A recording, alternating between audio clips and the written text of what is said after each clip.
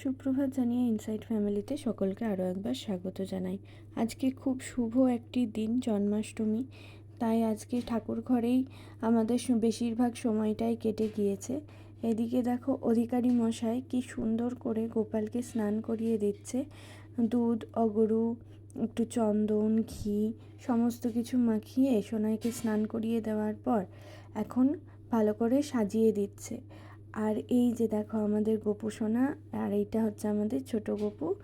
আর সমস্ত সিংহাসনের ঠাকুরকেও সুন্দর করে সাজিয়ে দেওয়া হয়েছে। আর এদিকে দেখো একটু প্রদীপ দেখিয়ে নেওয়া হচ্ছে, এরপর ভোগ নিবেদন করা হবে।